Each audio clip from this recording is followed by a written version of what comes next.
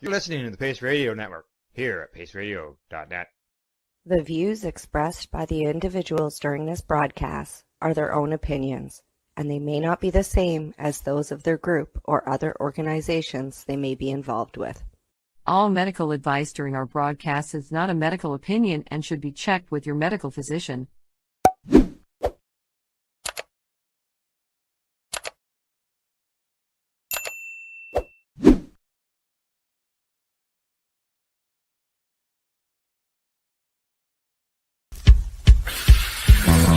Oh yeah, baby, that's lovely.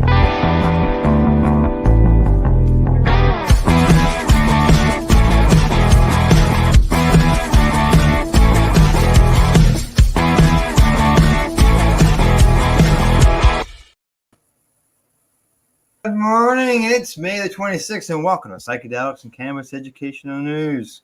Good morning, Rev Cindy. How you doing today? Good morning, Al. I'm doing well. I started my day with a very good laugh here a few minutes ago. Yes, you did. And that's what happens when you play with things. So I'm glad that I'm experimenting offline versus doing it live. Yeah. New tech equipment and whatever it did made Al's speech speed up. So he would speak, it would record it, and I thought it was great. I had the best time. It sure sounded like a chipmunk conversation was going on, didn't it? It was wonderful. All righty. From the funnies to what's new and exciting. Yeah. What's new and exciting for me? A really good laugh this morning, and I am preparing for people to come in from away. I've got a mentor coming in to do a retreat with me in the 5-MeO realm, and then the same day he leaves, I get a cannabis activist guest coming in for about a month. So we'll be by to see you on our drive back out west. Cool. Oh, okay, cool. I look forward to the visit. Yeah. What about you? What's new with you? Yeah. Well, let's see. Not a lot.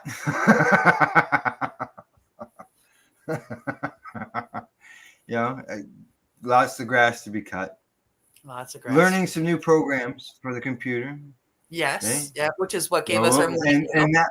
And that will show up in the week or two. You'll see.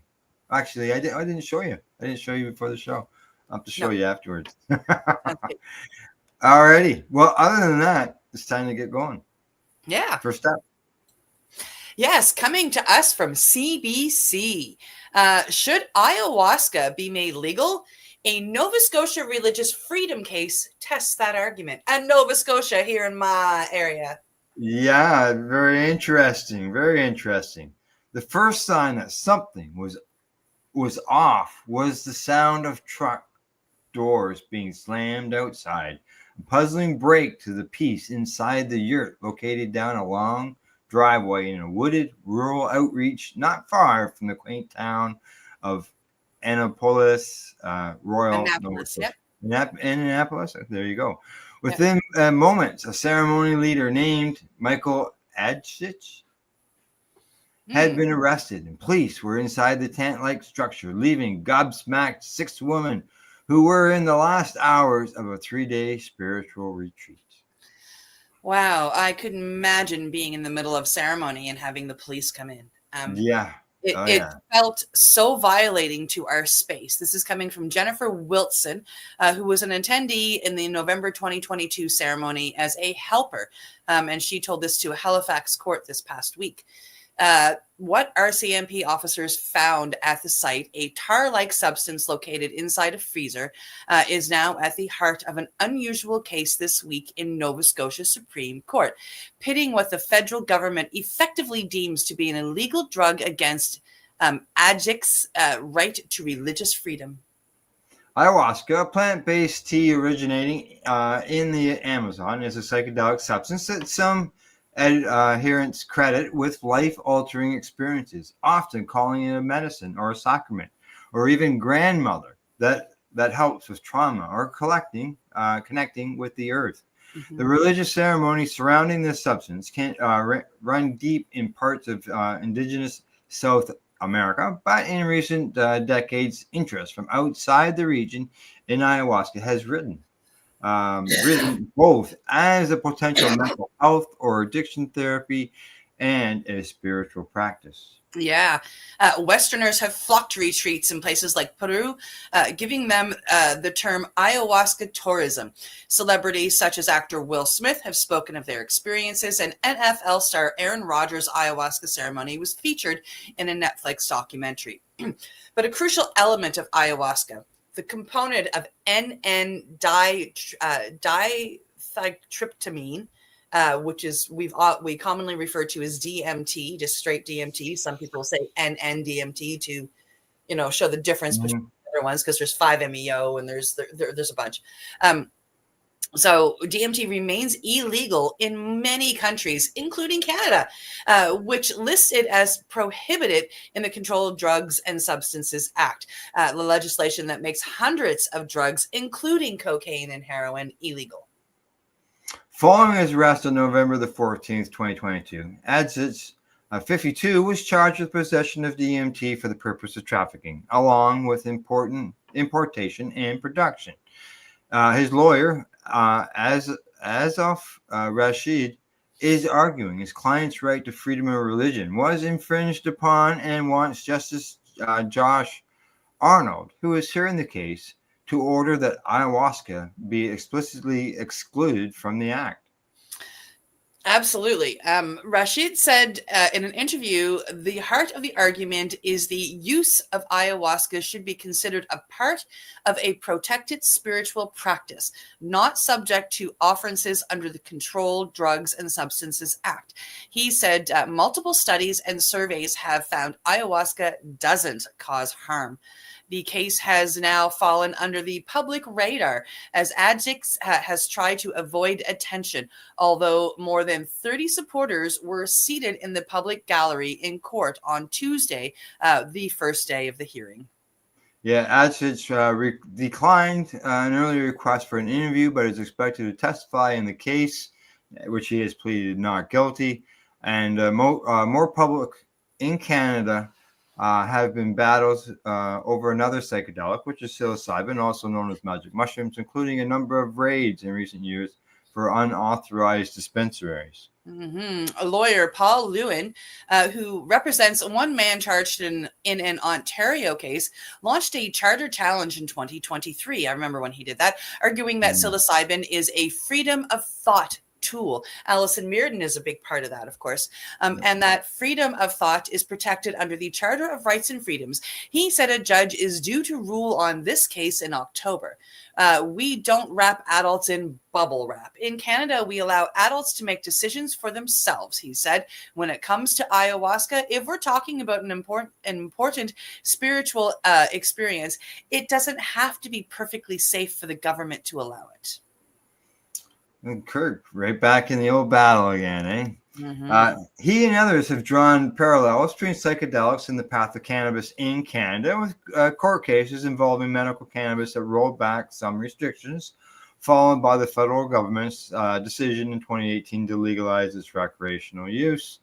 But the At-Eze case, for all its fascinating nuances, may rest in part on a more mundane question.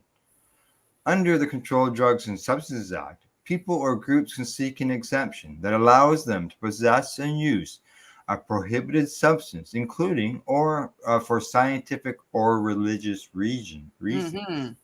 At-Eze did not apply for an exemption, according to court records. His lawyer declined in an interview to say why until more evidence is presented in court. But a defense legal brief said At-Eze had learned it took one church, the Sud de Montreal, 16 years to finally secure an exemption in 2017, spending hundreds of thousands of dollars in legal fees along the way. That was not feasible for At-Eze, whose spiritual calling beckoned to him. However, a Health Canada official said in a court affidavit filed this spring that the average time to process a request and grant an exemption is now 13 months. The agency said 12 exemptions for ayahuasca have been granted for religious purposes.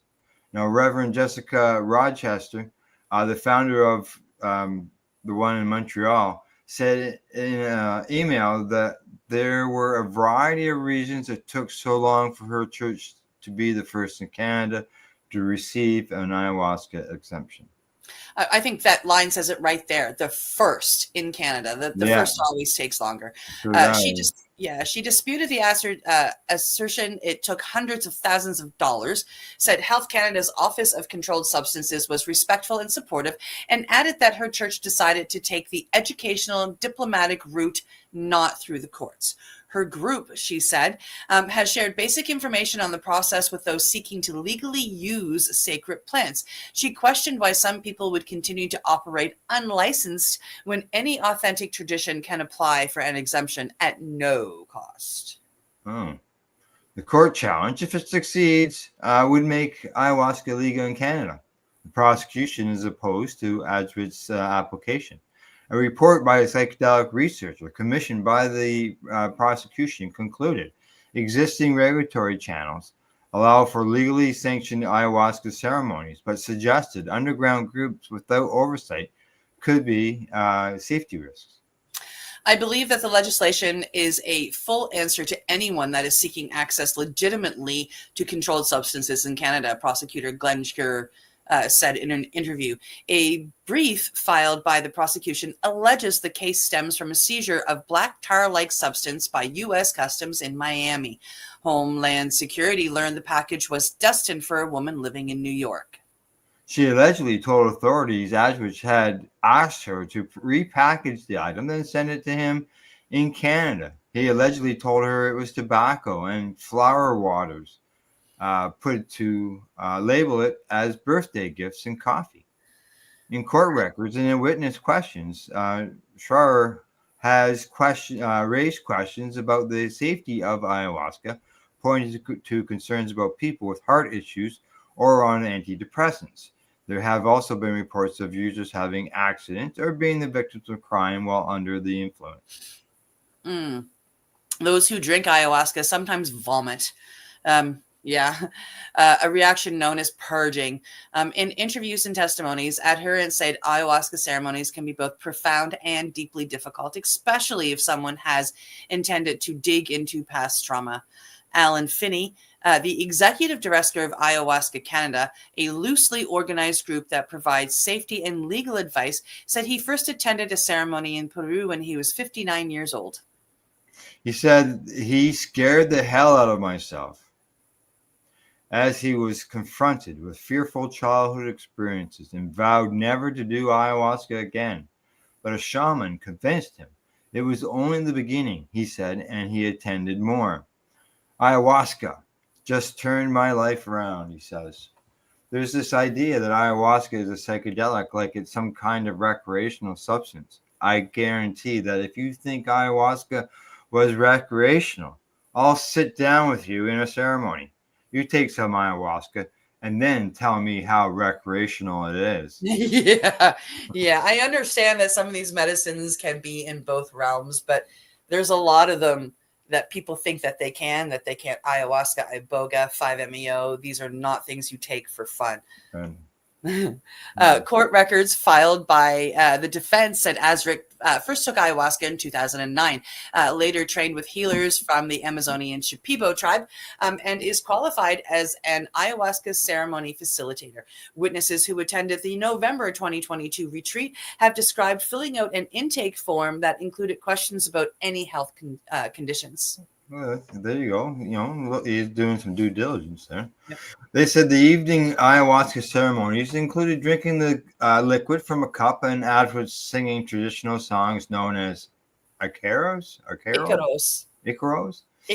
yeah.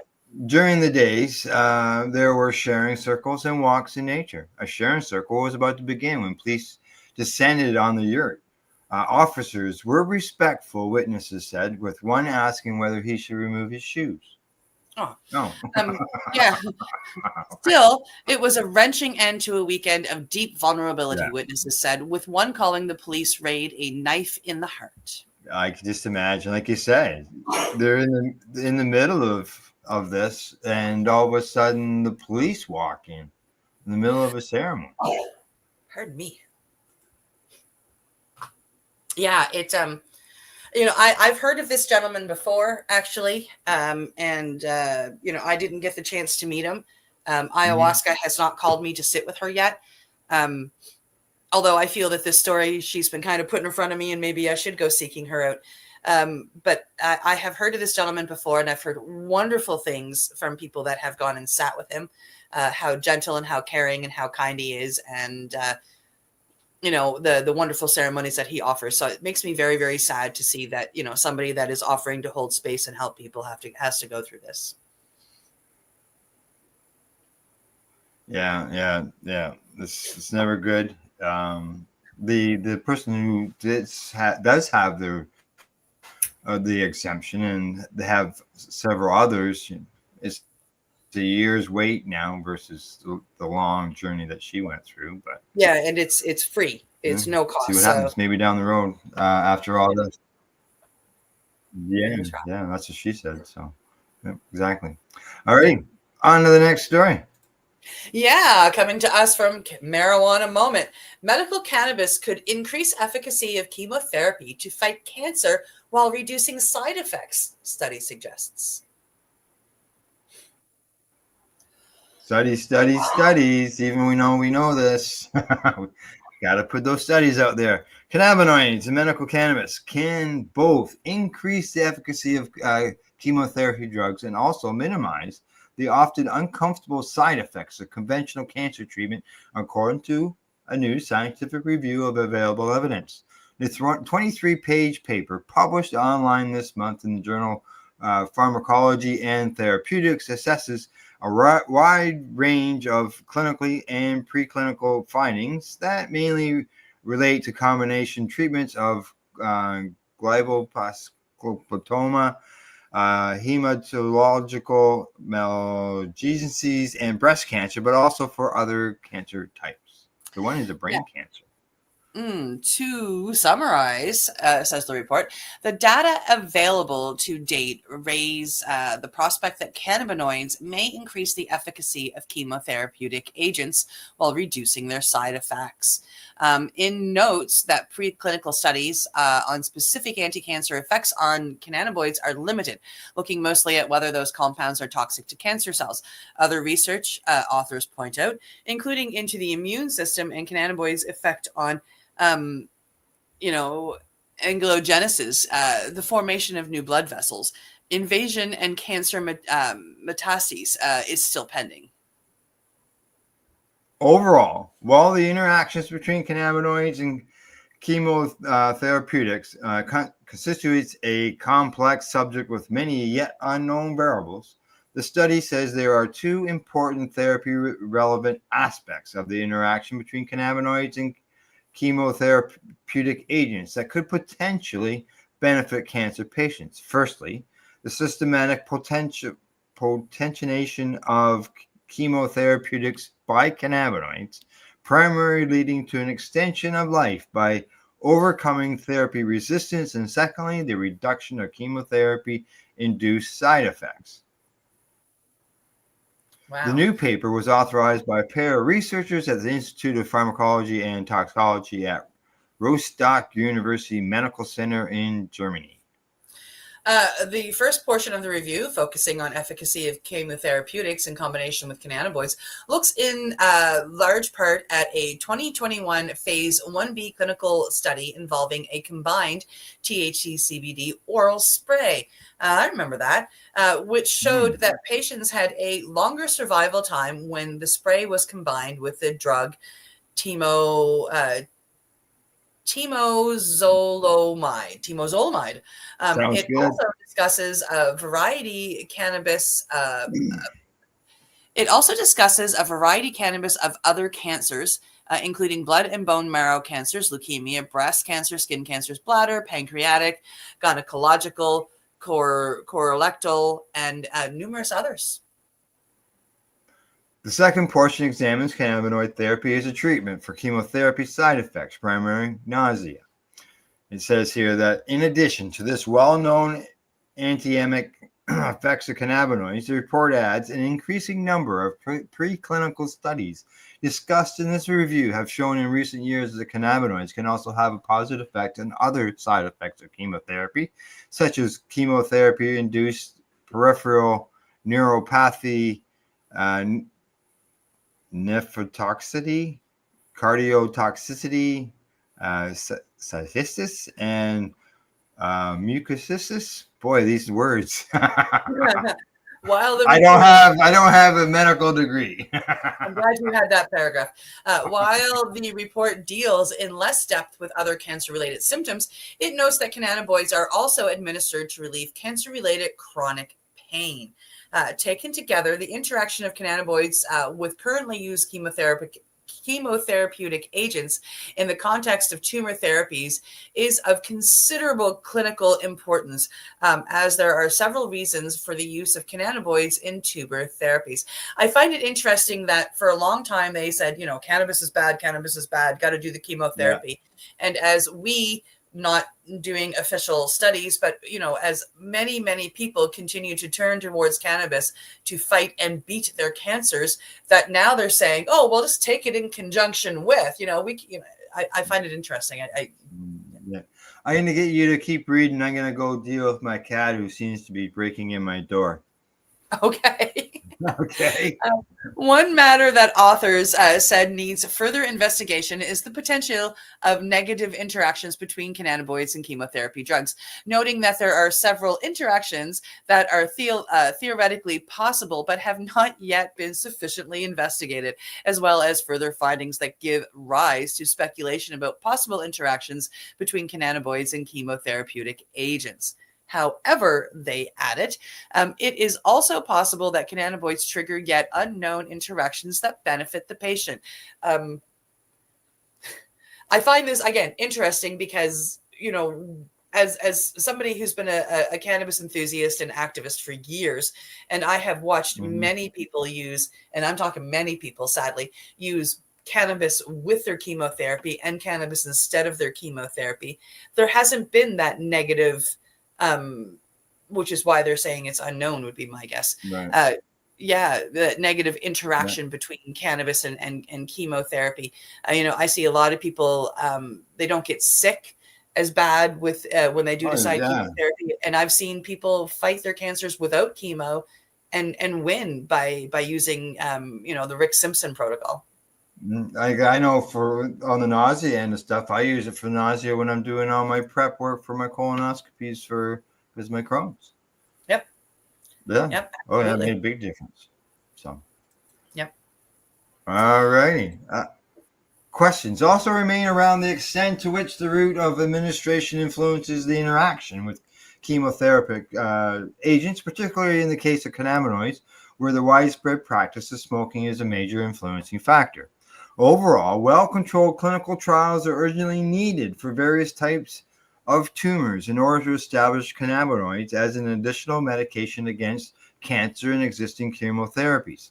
Likewise, the extensive preclinical data available on the interaction of cannabinoids and chemotherapeutic agents at the level of tumor cell death should be extended to include studies on the effects of these combinations at levels of tumor progression, such as angiogenesis, invasion, and metastasis.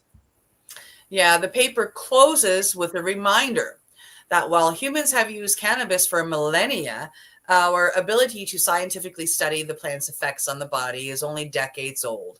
Decades. We're talking decades, 10 plus 10 plus 10 plus 10. That's a lot of studies. Yeah. So that word only, I think, really needs to go. Although cannabinoids have been used in various forms for thousands of years, it says it has only been possible to systematically study their pharmacological mechanisms of action since the discovery of the endocannabinoid system in the early 1990s. Accordingly, they may still hold some as yet undiscovered therapeutically relevant elements on tumor development and progression.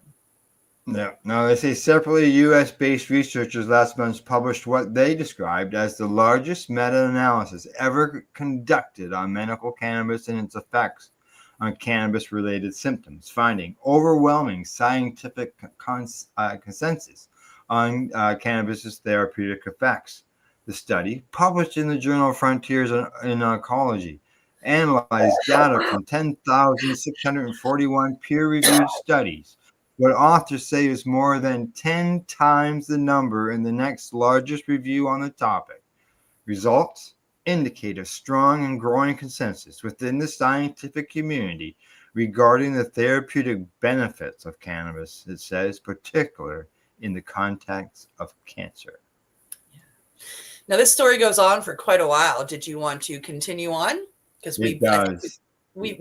No, we better move on. But I think I completely agree. We cover what the main focus of what that story is, and it's interesting. It helps many people. I'll never say it's always a cure for people, because I know people who've had cancer who have had used cannabis and have died. But there are people it's been very successful with, and the ones who didn't. Quality of life is important as well. Yep. And absolutely. That big time. It can be very beneficial there. So, all righty. It is. If it's your time, it's your time, and doesn't matter what the disease is. Yeah. Cancer is definitely one of them. But you're right. It can give a quality of life that people don't think that they can have using these natural medicines. Yeah. Exactly. All righty. Moving on to the next story. It's up. Yeah, coming to us from MSN. Inhaled DMT produces rapid and lasting antidepressant effects in treatment-resistant depression. A new study published in the Neuropsychopharmacology has found that inhaled DMT is fast-acting psychedelic compound produced rapid and sustained antidepressant effects in people with treatment-resistant depression. Participants reported major reduction in depression and suicidal thoughts within a day of dosing, with benefits lasting up to 3 months. The therapy was safe, well tolerated, and may offer a more accessible alternative to existing treatments. Now, DMT is a naturally occurring psychedelic compound found in certain plants and also produced in small amounts in the human body. Oh, really? Mm-hmm. It is best known as the main psychoactive ingredient in the Amazonian brew ayahuasca, but unlike ayahuasca, which requires co-administration of substances that prolong its effects, vaporized DMT acts quickly and clears the system within about 20 minutes.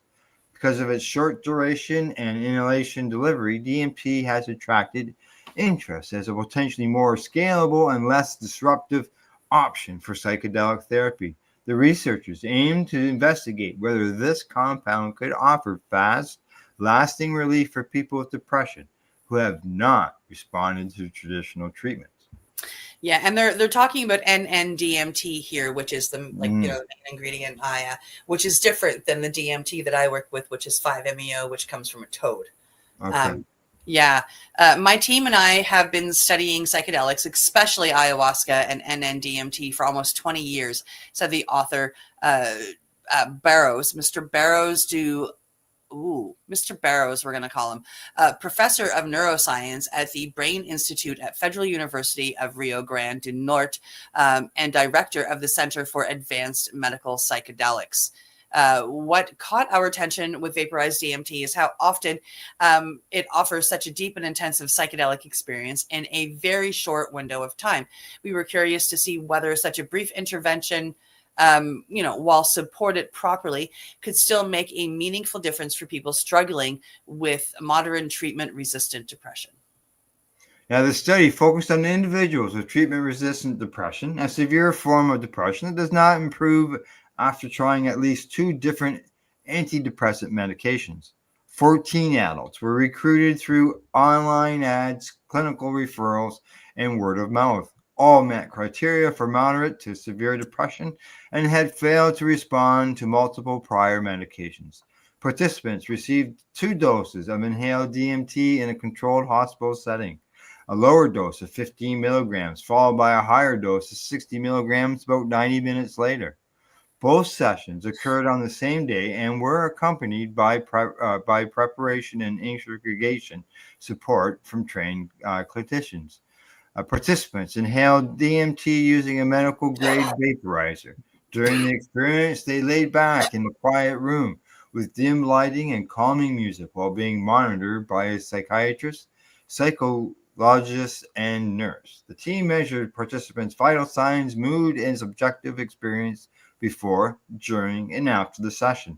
Clinical assessments took place immediately after dosing, then at 1 day, 1 week, 2 weeks, 1 month, and 3 months later. Wow. A lot of stuff catches my eyes there. Yeah. A 60 milligram dose, like that's a big NN-DMT dose. That's I was thinking the two of them combined, like back to back like that. Yeah, when you read 15, I mean, like the back-to-back didn't like necessarily, but I was, 15 to 30 is what I was expecting to read, 15 to 60. Yeah. Wow. And then they have 3 very highly paid medical personnel there, a psychiatrist, a psychologist. So you got 2 people in mental health and a nurse. That's a lot of people for little old NN-DMT. The researchers found that depression symptoms measured by the Montgomery-Åsberg Depression Rating Scale, the MADRS, dropped significantly within 24 hours of treatment. On average, scores fell by 21 points, enough to shift many patients from a range of severe depression to mild or even minimal symptoms. About 79% of participants responded to the treatment by day 1, and 71% achieved full remission. By day 7, the response rate rose to nearly 86%. Wow. Yeah, that's incredible. And more than half the participants remained in remission. Even after 3 months, 57% still showed a meaningful response, and 36% remained in remission despite receiving no further DMT. That's like flipping amazing. Yeah. Yeah, it's beautiful. One of the most surprising aspects was just how consistently strong the clinical response was. Even through the NN-DMT experience itself only lasts about 10 to 20 minutes. Many participants not only reported emotional breakthroughs during the session, but also experienced lasting changes in mood and outlook from just a single dose. That's not something we typically see with most psychiatric interventions at all. Wow. In addition to easing depressive symptoms, inhaled DMT also sharply reduced suicidal thoughts. Nearly 90% of participants had suicidal ideation at the start of the study, with almost half considered to be at severe risk. 1 day after treatment, no participants showed severe suicidal ideation. Improvements in suicidality, I'll get it out, were maintained in most participants through the 3-month follow-up. Notably, the reduction in suicidal thoughts closely tracked with improvements in mood, suggesting that the anti-suicidal effect was related to the overall antidepressant impact. Subjective reports indicated that the DMT experience was intense but generally positive. Participants described vivid imaginary, altered perception, and insightfulness, with most relating the experience as pleasant. Psychological regimens showed temporary increases in blood pressure and heart rate shortly after dosing, similar to what might occur during moderate exercise, but no serious adverse events were reported. The most common side effects were throat irritation and coughing from inhalation, which resolved quickly. Headaches and mild discomfort were reported by some participants the following day. Interestingly, the intensity of the psychedelic experience did not predict treatment outcome. While some participants had mystical or highly visual experiences, the researchers found no strong statistical links between specific features of the trip and clinical improvements. This suggests that the therapeutic effects of NN-DMT might not depend on achieving a particular type of altered state. However, one measure, complex visual imagery, did show a trend towards association with better outcomes, echoing past research on psychedelics like ayahuasca and psilocybin. One of the most promising aspects of this treatment is its practicality. Unlike longer acting psychedelics like psilocybin or LSD, which requires several hours for each session, vaporized NN-DMT produces its effects in about 20 minutes.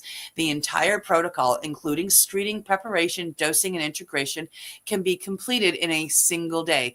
This has important implications for making psychedelic-assisted therapy more affordable and scalable, especially in public health systems with limited resources. Now, the main takeaway is that even an ultra-short psychedelic experience, when delivered in a safe and supportive setting, can lead to rapid and sustained improvements in depression. Perhaps most importantly, we saw a significant reduction in suicidal ideation in many participants within 24 hours, and those effects were still present months later. This suggests that DMT-assisted therapy might offer fast-acting relief, which could be especially valuable in urgent clinical situations. And that's according to the doctor. Now, while these reports are encouraging, the study has limitations. It was open labeled, meaning both participants and researchers knew they were receiving DMT, which raises the possibility of placebo effects. The sample size was small, and the findings need to be confirmed in a larger randomized controlled trials. In addition, the researchers did not collect pharmacokinetic data to measure how much DMT was actually absorbed, which limits conclusions about dose-response relationships. Some participants had minor fluctuations in symptoms, and over time, in one experience, a relapse in suicidality, underscoring the need for follow-up care. I see we're only halfway through this story, so yeah. But I think that's go for break. Yeah, I think that's all good. That's all great news. Yeah, that's all great news. Yeah. There's no doubt about that. No doubt about that whatsoever. All right, we'll go for break, and then we'll continue on from there. I don't know if we're going to get all the stories in or not, but we got some long ones. All right, off we go to break. We'll be right back, and you're watching Psychedelics Campus Education News. We're live here at paceradio.net. You're listening to the Pace Radio Network here at paceradio.net. Campbellford Lifestyle Shop, open Monday to Friday from 10 till 7 p.m. or by chance. Check out our flags, our t-shirts, plus our hats, and look of that supply of rolling papers, plus much more.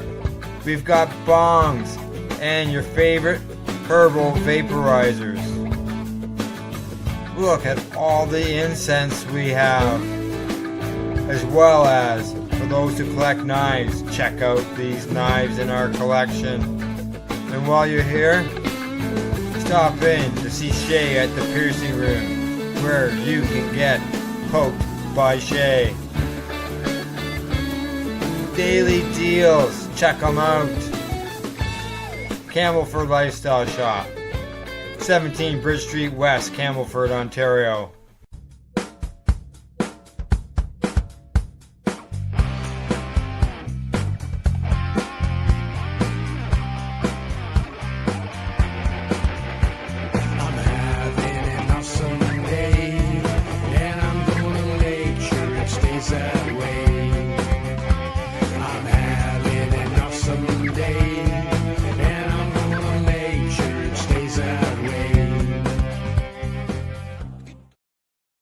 Limestone City Hydroponics is Kingston, Ontario's hydroponics shop. Take your growing to the next level and create the optimal environment with a tent kit, or maximize your yield with an ebb and flow flood table kit. Either way, Limestone City Hydroponics has more sizes and options to fit your needs. Are you looking for the power of the sun that adapts to your budget? Then look no further, as they have professional grow lighting. They have indoor grow systems that are easy and cost effective, with many options to fit your living space and lifestyle. Cultivate your growing potential. We have everything you need to succeed. And if you can't make it to the store, they offer local delivery to the greater Kingston area. Remember, when you're looking for experts to help you grow, then look no further than the locally owned Limestone City Hydroponics, 105 Sunderland Drive in Kingston, Ontario. Call them at 613-548-0420. Rerolled Saturdays. Check it out. Nothing but non-stop cannabis and psychedelic programming. Find it at 420pace.ca. You're listening to the Pace Radio Network here at paceradio.net. Hey, you're watching Psychedelics and Cannabis Educational News. We got a pile of stories and we got little time. Those first three, boy, they were long. So here we go. We'll get started right away and see what happens. Okay, it is up. Okie dokie. Coming to us from StratCan. Opportunities abound in Canadian cannabis, but many bud tenders are feeling left behind. According to a new study from a recruitment agency, bud tenders in Canada want better pay, better hours, and a more straightforward path to advance in the industry. Retail and manufacturing roles in the cannabis industry, such as bud tenders, production technicians, and assistant managers, experienced modest pay increases in 2024, according to a new cannabis salary guide. Despite this, many bud tenders continue to earn below a living wage in parts of the country. Oh, absolutely. It's retail. I mean, I know very little retail workers that actually make a living wage. It's sad. Yeah. At the same time, other positions in the industry command higher compensation and opportunities for career advancement. While the average salary for bud tenders is $20 to $26 an hour, buyers and inventory managers made $55,000 to $80,000 per year, and general managers made from $70,000 to $100,000 a year. On the production side, a cannabis packager might make from about $35,000 to $65,000. A director of extraction might make $80,000 to $130,000, and a VP of manufacturing could make $140,000 to $220,000 a year. Executive compensation remains stable during this period, with base salaries for C-level roles such as CEOs, CFOs, and COOs ranging from $150,000 to $300,000. Although there's also a growing use of performance-based performances and equity as retention tools. The 2025 Cannabis Salary Guide from Toronto-based recruitment agency White Ash Group, which focuses on Canada's cannabis industry, seeks to empower those working to better understand the workplace landscape. Hiring successfully in 2025 is all about alignment between compensation, culture, and career path, says White Ash Group co-founder Graydon Welburn. The most successful companies will be the ones that think beyond just filling roles and start building workplaces that people actually want to grow in. We're seeing noticeable salary growth at the VP and director level, especially in operations and sales, which reflects the shift from startup hustle to scale stage strategy. He adds, companies taking things seriously are investing in experienced leadership to stabilize and compete long term. The guide goes beyond just cannabis production and retail sales, including cannabis industry jobs like marketing, sales, technology, research, finance, human resources, business operations, QA and compliance, and much more. In addition to looking at the Canadian cannabis market, the guide also integrates information from 8 different legal markets, U.S. markets, with over 2,500 verified North American data points from craft and enterprise companies. The guide also includes insights from the Canadian bud tender community, the High Buds Club, which boasts membership from 20% of retail cannabis employees in Canada. Surveys with High Buds broad membership base show that about half of the bud tenders earn $18 to $20 an hour, and just over half feel their pay is fair compared to other retail. Despite this, more than 3/4 of bud tenders in Ontario earn below the provincial living wage of $21.67 an hour. However, there are opportunities in this space. Over half of surveyed bud tenders received a raise or promotion in the past year, although some employees feel it can be difficult to advance beyond the retail space. According to HiBuds, although many bud tenders feel they are underpaid, members rate their job satisfaction at 7.4 out of 10. Most bud tenders, 62% of them, also say they feel they have influence on most sales in their store, emphasizing their importance in the supply chain from their perspective, despite many struggling to earn a living. We are experts in our field. We must know product knowledge and pride ourselves in knowledge and customer service. Okay, I really need to break in here. I have literally traveled this country. I mean, you have watched me travel this country. I have gone from Nova Scotia to BC, driven it, flown it, taken a train, and I'll guarantee you something. I have walked into so many stores and I have asked certain questions, and out of all the people I've asked questions in, all the stores I've asked questions in, one has shown me that they know the products in their stores. One. That's it. Just one, eh? All the stores I've been in legally, one. And that was I've had a mix. I'd say I have had a mix. The rest of them, I walk in and I'll mention a brand and they look at me and they go, "What's that?" Really? That brand over there. I've had some that didn't know what it was and they've looked it up, but yeah. Yeah. All right. Sorry, I had to interrupt that because you were you're expert in our field. Yeah, sorry. I know. Now that was from an anonymous bud tender who participated in the sale. They say, "I feel like we aren't recognized enough for what we do.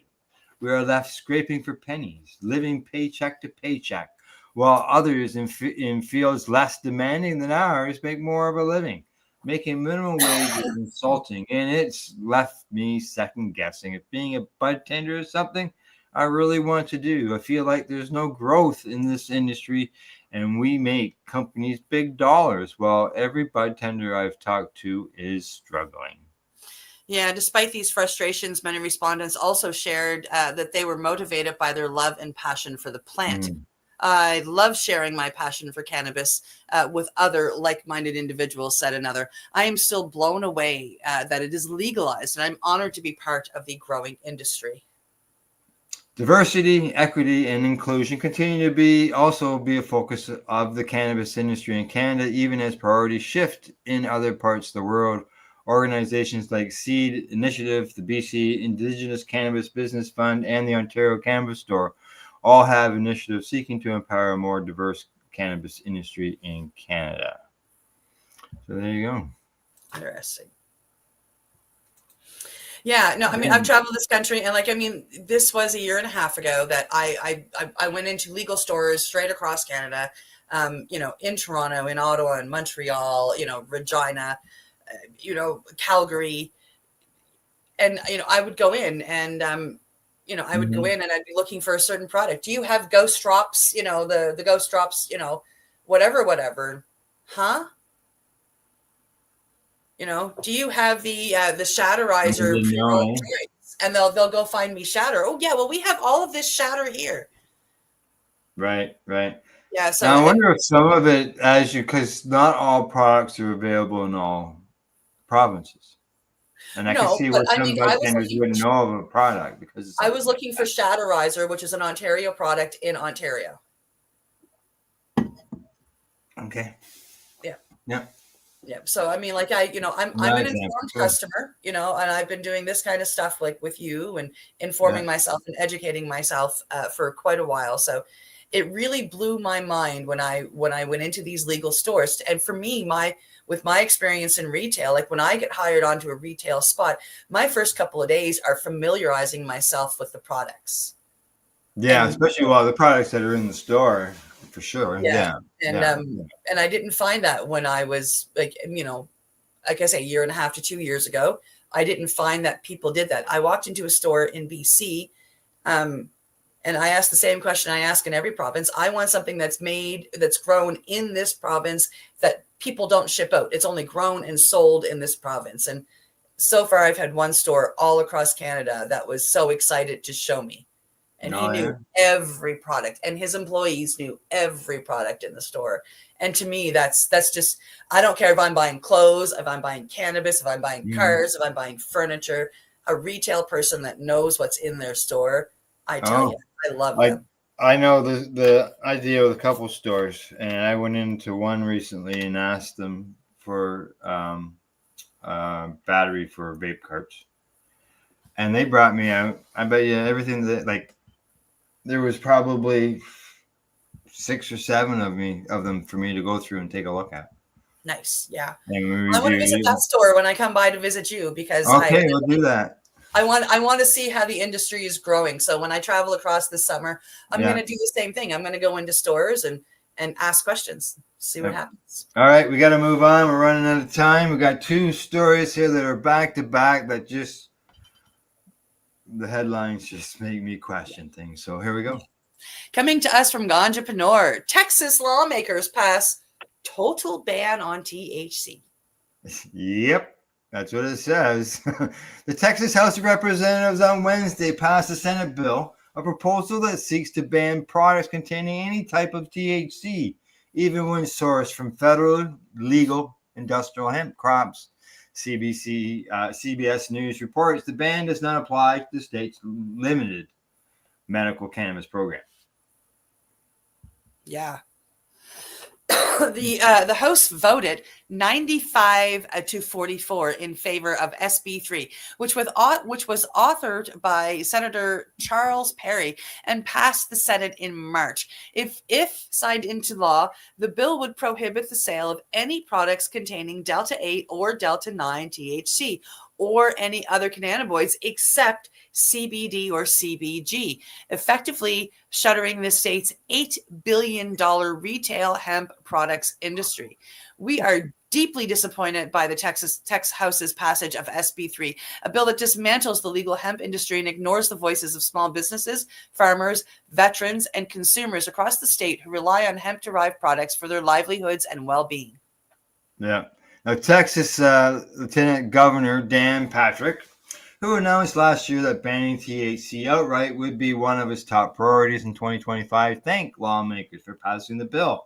Meanwhile, House lawmakers prefaced the THC crackdown with a vote last week to expand the state's limited medical cannabis program by adding some chronic pain and Crohn's disease to its list of qualifying conditions. Well, thank you for adding the Crohn's disease. But this ban is just completely ridiculous. This past weekend was the first annual hemp stock that was held in Texas, promoting the benefits of cannabis. With one of the people that I went, and all types of things going on. One of the people that I went through my course with down in Mexico was from Texas, and he was telling me that, you know, what Texas was like, and it was reminding me of pre-2018 Canada. You know, and he's got a son that works in the industry, manages a dispensary, and blah blah blah. And you know, Texas was put on my my cannabis tourism list because and not anymore. Not anymore. Not for cannabis anyway. No. Yeah, that's for sure. Okay, so Texas has banned THC. On to the next story. Yes, but I might go there for something else. Coming to us from Mugglehead Magazine, Texas makes its mark on psychedelic sector with a $50 million U.S. Research funding grant for ibogaine. Okay, so they banned THC, and it's great. Believe me, I believe it's great that they're putting this $50 million into research for ibogaine. But it just,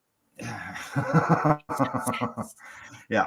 Texas is making history with funding a major ibogaine research initiative with an unprecedented sum as the United States continue to grapple with the increasing rate of mental health conditions. The need for efficacious new treatment modalities is immense. This is particularly true among the American veterans community. Depression, PTSD, and substance use disorders resulting from these injuries are alarming, prevalent, and so is suicide, unfortunately. Yeah. Yeah, it is. On Thursday, a press release credited to the Texas Ibogaine Initiative revealed that the Lone Star State has approved an American $50 million in public funding for ibogaine medicine development trials. A pair of House and Senate bills that were just passed established this state-sponsored research program. Big win for Texas Ibogaine Initiative, for veterans, and honestly for anyone who's ever battled opiate addiction, PTSD, or traumatic brain injury. This is coming from Justin Jackson, who is a U.S. Marine Corps veteran in South Carolina.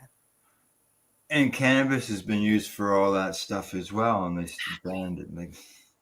The largest comparable public funding initiative for ibogaine research was proposed in Kentucky 2 years ago, but was ultimately unsuccessful. The aim was to spend $42 million on researching the psychedelic to combat the opioid and mental health crisis, but political opposition and safety concerns put a stop to it. Texas has now taken the reins in this regard.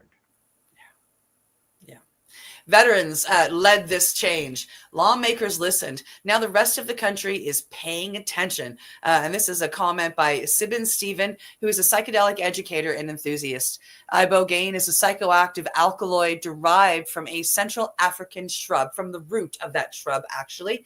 A synthetic version of the natural medicine was also recently synthesized by researchers at UC Davis, which is the ibogaine alkaloid out of that. In addition to mental health and substance use disorders, ibogaine has proved to be a promising treatment for traumatic brain injuries. Moreover, it can potentially help treat Alzheimer's, multiple sclerosis, and Parkinson's. Nice. There you go. As highlighted in the news release from the Texas Ibogaine Initiative, the psychedelic medicine's federal illegality has forced many veterans, first responders, and other traumatized individuals to travel abroad to obtain access or suffer without. According to Texas Governor Rick Perry, he says, "I've heard the stories, studied the research, and looked these veterans and war fighters in the eyes. Men who came back from a ibogaine treatment in Texas, healed and finally whole." Oh, I fucking love that. That just gave me chills when you read that. The American politician says the psychedelic gave them peace when nothing else could. Additionally, Perry stated that he would spend the rest of his life making sure the substance receives the attention it is deserving of. Never been more proud to be a Texan, says Chase Rowan, who's an ibogaine advocate and military veteran. In relation, a groundbreaking study completed by researchers from Stanford University in January found that a group of military servicemen reported an 88% reduction in the PTSD symptoms 1 month post-administration on average. The 30 male Special Operations Forces veterans received the treatment at a Mexican clinic. All of them were suffering from the aftermath of mild traumatic brain injuries.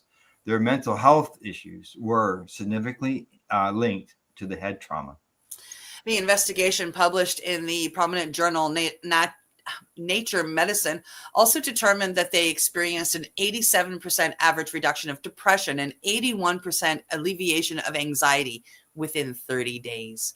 Wow. There you go. Wow. There we go. Oh, I see. Iboga was the first big psychedelic that I jumped into, and I can tell you from experience, it is life-changing. Yeah, now we've got a comment here, a question, and I'm not sure, I can't give you the answer here, Michael, but he asked about Algerian Phoenix, Arizona. I don't know what that is. I've not heard of it. No, either have I. So if you give us a little more information there, Michael, maybe we can make a comment on that. We got to watch our time here. Yeah, we'd love to hear it. So yeah. Yeah, exactly. Okay, on to this next story. We had a story that we did just recently of a court case where a fellow had his medical cannabis growing in Canada. There was a fire. They refused to pay him out because he was growing his cannabis. And it turns out he took him to court and he won that battle. Now, here we go. It's happening again almost. Similar, not quite the same. Coming to us from IN 420, North Thompson woman refused home insurance over cannabis plants, loses human rights case. She lost. A North Thompson woman has lost a legal battle against more than a dozen insurance companies after she was refused coverage because she grew medical cannabis on her property. According to May 2nd BC Human Rights Tribunal decision, former Ontario Health nurse Dr. Lorelei Rogers was granted a Health Canada license to grow up to 49 medical cannabis plants in 2018, but she told her insurance company about it, and they canceled her insurance. The decision said she then approached 14. The decision said then she then approached 14 insurance companies and told them she had been prescribed medical cannabis and was growing the plants, but none would cover her without a steep increase in cost. In 2019, Rogers launched a BC Human Rights Tribunal case against Canadian North Shield, BCAA, Echelon Insurance, Family Insurance Solutions, Mutual, all of the insurance people, and she claimed the companies had discriminated against her based on her disability. In what the tribunal described as a complex hearing, the company submitted evidence from 23 witnesses and Rogers cross-examined 14 of them. Rogers argued the insurance company shouldn't be allowed to cross-examine her, but the tribunal dismissed her request. The decision said Rogers worked as a nurse for more than 20 years, but stopped in 2014 due to her health. So she's been a first responder for 20 years helping as a nurse, and that's one of the hardest jobs. She also has another human rights tribunal case moving through the system where she claims her mental health issues were caused by a toxic and unsafe workplace. Now, in 2016, she was prescribed medical cannabis and got a license from Health Canada to grow up to her 49 plants. It was then that her insurance went from $880 a year to between $6,000 and $8,000 a year. Friggin' frig.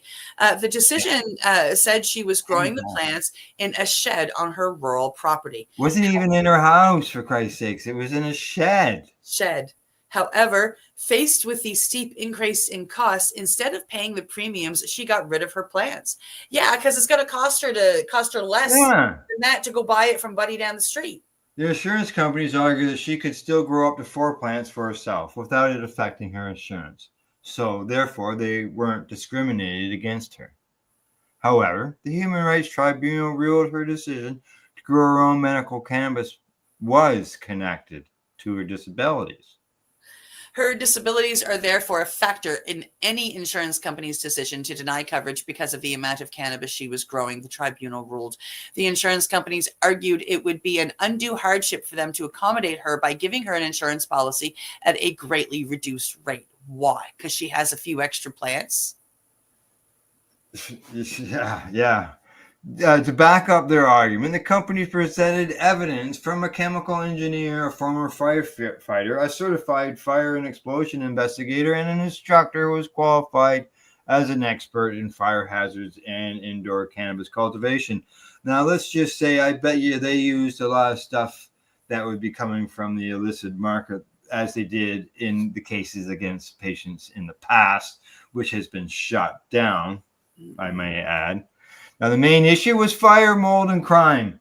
It's in a shed. It's not even in the house. These risks increase with the number of plants. No, they don't. The decision read. Above 4 plants, the risk increase as more plants require more energy, more equipment, and products produces more water vapor and heat. Like, oh my fucking Jesus. Sorry. So LP shouldn't be doing this either. Another expert with a PhD in fungal physiology testified that an average cannabis plant adds more than 7 times the amount of water vapor released by an average house plant. What? Well, Rogers said she should pay the same insurance as she did previously. The tribunal disagreed. This is incompatible with the nature and purpose of insurance. Human rights laws does not require insurance companies to subsidize their clients by offering insurance at rates that are not commensurate with risks, the tribunal ruled. The tribunal ruled that it would be an undue hardship for the insurance companies to give her the lower rate and dismiss her case. Rogers also argued for damages because of the way she alleged to have been treated by the companies. Dr. Rogers accuses companies of calling her a criminal. Actually, she's a nurse, not a doctor, but and says they criminalized her, put her in jail, defrauded her, and took part in a conspiracy to use arbitrary and discriminatory policies to deny home ownership to the most vulnerable in our society. She characterized their contact as rank indifference that borders on terrorism. She alleges that she was defamed, falsely persecuted, denied a defense or appeal, and imposed a penalty that makes her homeless. She likens insurance policies to vigilantism, the tribunal said. However, the tribunal ruled her claims were without any foundation and were a serious misrepresentation. The tribunal also pointed out it was her decision to take legal action against the 14 companies. Wow. There you go. What can you do, right? Now, if that gives the rights for them to go ahead and charge those huge fees, even if the cannabis isn't being grown in the house. And that was like the other fella. It wasn't even grown in his house either. It was a prescription. Yeah. She had an outbuilding that she was growing it in. Yeah. I could understand if they came along and said, like, listen, because more equipment, it could mean a fire. What we want is for you to have a water supply out there, like on the outside, to put it out. I could understand maybe that, but going up $5,000 to $7,000. Yeah, like that's huge. Like that's huge. Like, that's not doubled would have even shocked me, but like that's a $5,000 to $7,000 increase. Yeah, and it's in an outbuilding. It's not even in the house. No. And it's a plant. No.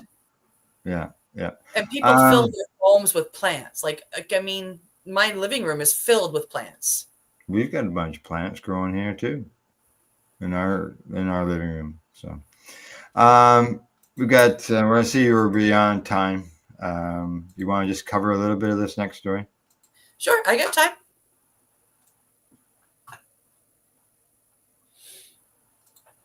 Okie dokie. Here we go. Last story of the day. Okie dokie. Coming to us from Psy Post. Psilocybin and escitalopram produce antidepressant effects via distinct brain mechanisms, study suggests. Yeah, I'm glad you got that word, but I'm sure it's mentioned a few times throughout the story. A new study published in the American Journal of Psychiatry sheds light on how psilocybin and the antidepressant escitalopram, affect brain responses to emotional stimulant in people with major depression disorder. While both treatments lead to improvements in mood, only the escitalopram was linked to a reduction in brain activity in response to emotional phases. Psilocybin, on the other hand, appeared to preserve or slightly enhance emotional responses, especially to neutral expressions. Psilocybin, it comes from magic mushrooms, and in recent years it has attracted growing attention as a potential treatment for depression, particularly for individuals who do not respond to standard antidepressants.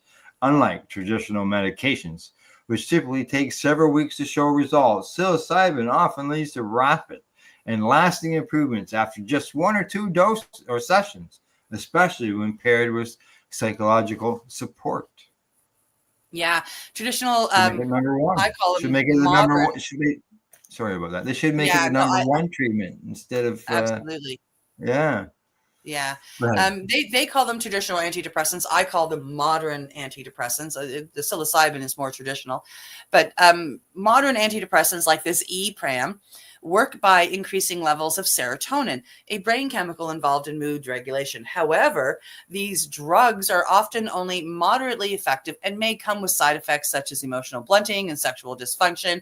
Emotional blunting refers to a general reduction in emotionality, intensity, or responsiveness, and has been reported by nearly half of patients taking selective serotonin reuptake inhibitors, SSRIs. Basically, they numb you, so you just don't feel. This is part of a long program of research at Imperial College London. What's that? Which I have been very lucky and honored to be part of, which is investigating the effects of psychedelic therapy. The inspiration for this particular study was to compare psychedelic therapy with a standard depression treatment, which is the EPRAM, and investigate the possible mechanisms behind both. And this is explained by study author Matt Wall, who is the director of transitional MRI at Perspective Incorporated and an honorary senior lecturer at Imperial College London. To investigate this, the researchers conducted a randomized double-blind clinical trial comparing psilocybin-assisted therapy with a standard dose of EPRAM. The study included 46 individuals with moderate to severe depression. 25 participants received 2 high doses of psilocybin sessions spaced 3 weeks apart, along with daily placebo capsules.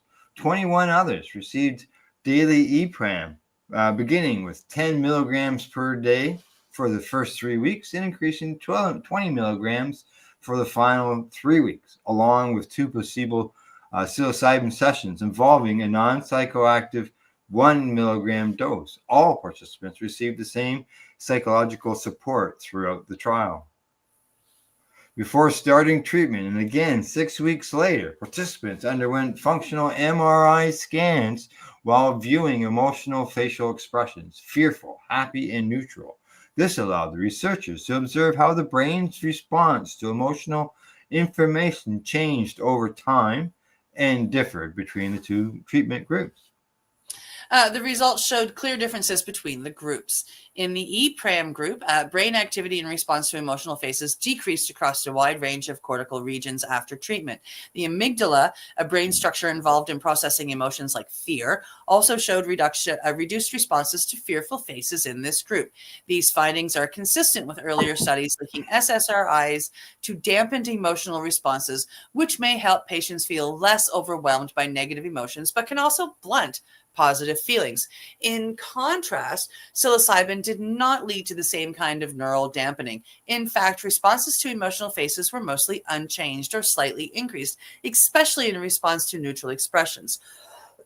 Activity in the amygdala showed minimal change following psilocybin treatment. The differences in brain responses between the 2 groups were significant and involved areas linked to attention, emotion, and social understanding.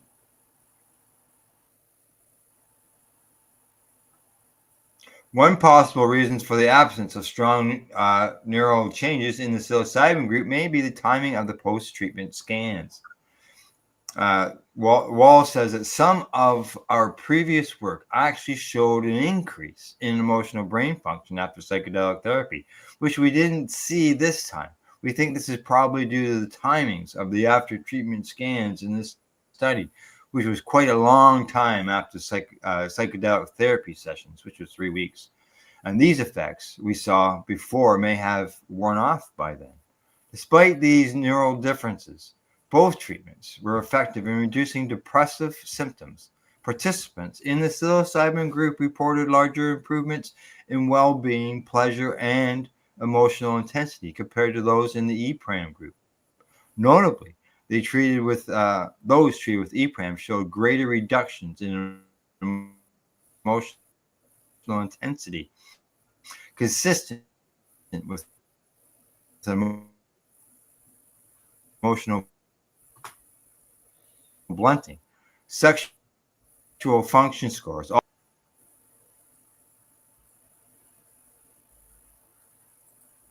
Okay. Additional analysis I know explored. Cindy's there. I can see her. I'm here. I can't hear her. Additional analysis. Am I back? I think I'm back. There you are. Additional analysis explored how changes in brain activity and emotional function were related You're to back. clinical. Yeah. In the EPRAM group, reductions in brain responses to emotional stimuli were associated with improved mood, particularly among participants who also experienced emotional blunting. In contrast, the psilocybin group improvements in depression were more closely tied to increases in emotional intensity rather than changes in brain activation. This suggests that while SSRIs may work by dampening emotional reactivity, psilocybin may help people reconnect with their emotions.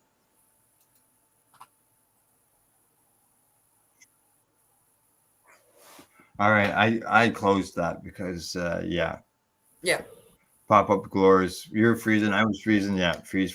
But we got the information. I think I would say the majority of information out. Yeah, the pop-ups were happening on both sides, and it was really lagging both of us, I think. Yeah, big time. Yeah, exactly. Well, we never heard back from Michael, just so you know. And so there you go. It's too bad that had to do that, but it did it. And we're done. Anything else exciting that you want to share? I don't think so. We've got we're coming up to the end of May, beginning of June, and I'm hoping weather soon starts to reflect that. So do I. And I can tell today the sun is out, which has been a rarity. So once I get done here, I'm heading outside. All right. Other than that, that's our news report for today. Thanks to our buds at Campbellford Lifestyle Shop, At-Eze.ca, and Limestone City Hydroponics.ca. And in closing, as always, thanks for tuning in. Thanks for watching, or thanks for listening to our audio podcast. And as always, don't forget to educate, medicate, and do not incarcerate. You're listening to the Pace Radio Network here at paceradio.net. The opinions of the individuals during this broadcast are their own, and may not be the opinions of their group or other organizations they may be involved with. All medical advice during our broadcast is not a medical opinion and should be checked with your medical physician. Enjoy the buzz of legalization with Campbellford Lifestyle Shop. From lights to plant nutrients, books, consumption accessories, and more, we've got all your basics to grow or consume cannabis. Visit our info center or take a look at our piercing services and body jewelry, now available in-store through Campbellford Lifestyle Shop, 17 Bridge Street West, Campbellford. Limestone City Hydroponics is Kingston, Ontario's hydroponics shop. Take your growing to the next level and create the optimal environment with a tent kit, or maximize your yield with an ebb and flow flood table kit. Either way, Limestone City Hydroponics has more sizes and options to fit your needs. Are you looking for the power of the sun that adapts to your budget? Then look no further, as they have professional grow lighting. They have indoor grow systems that are easy and cost effective, with many options to fit your living space and lifestyle. Cultivate your growing potential. We have everything you need to succeed. And if you can't make it to the store, they offer local delivery to the greater Kingston area. Remember, when you're looking for experts to help you grow, then look no further than the locally owned Limestone City Hydroponics, 105 Sunderland Drive in Kingston, Ontario. Call them at 613-548-0420. We are people advocating cannabis education here at paceradio.net.